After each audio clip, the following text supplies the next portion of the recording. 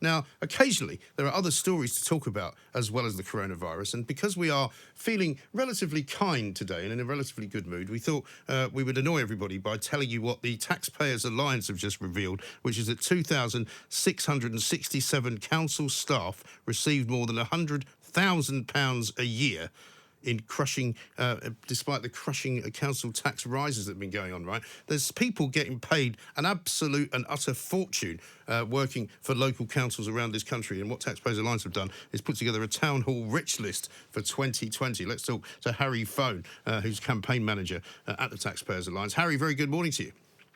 Good morning, Mike. Thank you for having me on. Not at all. This is quite an extraordinary list. I mean, it's quite right to call it the town hall rich list because these people are extraordinarily rich, aren't they? Yeah, absolutely. And, you've got the situation at the moment. The average council tax, average bandee council tax in England is £1,817. That's £150 a month. We're seeing inflation-busting council tax rises every year, puts a huge strain on household finances. And then you find out that, your chief executive is on a salary higher than the Prime Minister. It doesn't exactly fill you with hope, especially as, I've been on before to discuss the many ways that councils, are wasting money. So our list is all about accountability. It's letting people have a look at the list, seeing what chief execs at their council are earning, and then people can say, well, are we getting value for money or not? Well, I think in most cases you'd have to say absolutely not. I mean, Essex County Council has the most employees receiving remuneration in excess of £100,000, 35 of them. Glasgow City Council has the largest number in earning more than £150,000 at 12, and bonuses and performance-related pay as well.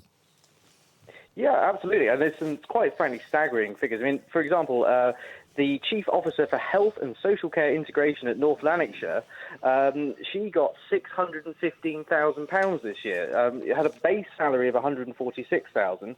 That was then topped up with compensation for loss of office of £120,000. But the most staggering thing is, got a pension contribution of £350,000. Now, there's not many people in the private sector who'd be lucky to get that sort of thing. I mean, 600,000 quid. I mean, you'd think she was working for the BBC. Well, indeed.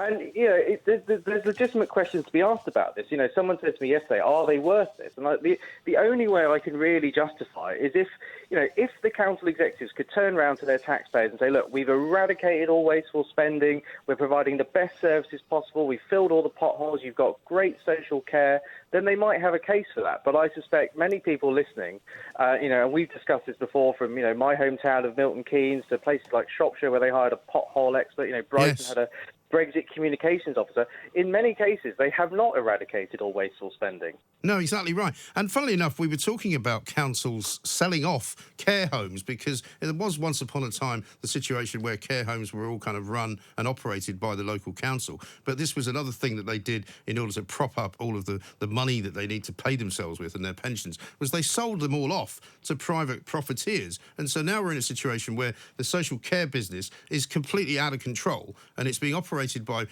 big companies and millionaires who are basically, siphoning money out of the system like nobody's business, charging people up to 1,500 quid a week, to be looked after, and who are now begging the government for money so that they can get their own sort of protective equipment. Yeah, and you're quite right. I mean, social care is in a bit of a mess in this country. We've got, huge billions of pounds of shortfalls. I mean, we've actually done a lot of research on this, and we found that, there are ways that money can be saved to make up for these shortfalls. But unfortunately, it's not happening. But this is the thing, as you say, you're paying huge amounts of council tax every year, and that's just a Band D price. I mean, God forbid if you're Band E, Band F, etc.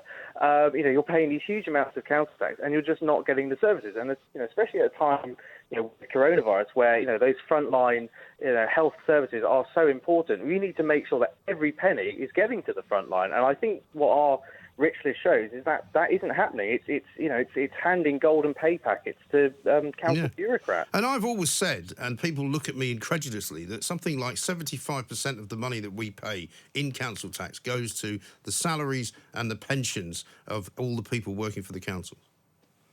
Yeah, I mean the pensions are a bit of a ticking time bomb. We've done a lot of research on public sector pensions, and they are far more generous than you will get in the private sector. I forget the ratio, but it's pretty staggering. And as I say, I've got the figures in front of me here. You look at some of these figures going into the pension pots. It's not uncommon to see £200,000 going, £190,000 going in every year. Right. It's unsustainable, quite frankly. Well, many of your sort of highlights for me are quite remarkable. For example, the local authority with the most employees who receive remuneration, I can't say remuneration for some reason today, in excess of £100,000 in the Northwest were Liverpool and Cheshire West and Cheshire. But the biggest remuneration package in this region was received by Sefton's head of Highways and Public Protection, £372,840. Oh, it's incredible. Yeah, absolutely. And, again, are they actually... I mean, they must be doing a hell of a job to be earning this money. Ultimately, you should be paying people a salary that is equal to their worth and their job performance. But, I was looking at some of the figures earlier.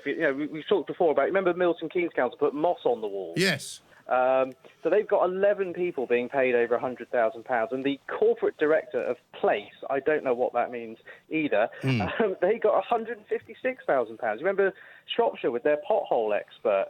They've got 8 people in their council earning over 100k. The chief exec's on £161,000. That's amazing. But I mean, what even is a head of Highways and Public Protection? What does that even mean? I mean, exactly. I mean, some of these titles, are quite frankly crazy. I mean, you've got North Lanarkshire, the lady who was on 650, it's Chief Officer for Health and Social Care Integration. I mean, it's not Chief Officer for Health and Social Care, it's the integration part of it, which suggests she's not doing the full job, as it were. Yeah, right. And what about this guy in Rhondda, 238,000 for loss of office paid to the departing Director of Regeneration and Planning. Now, I presume that this person who was departing is departing just to do another job in the same council.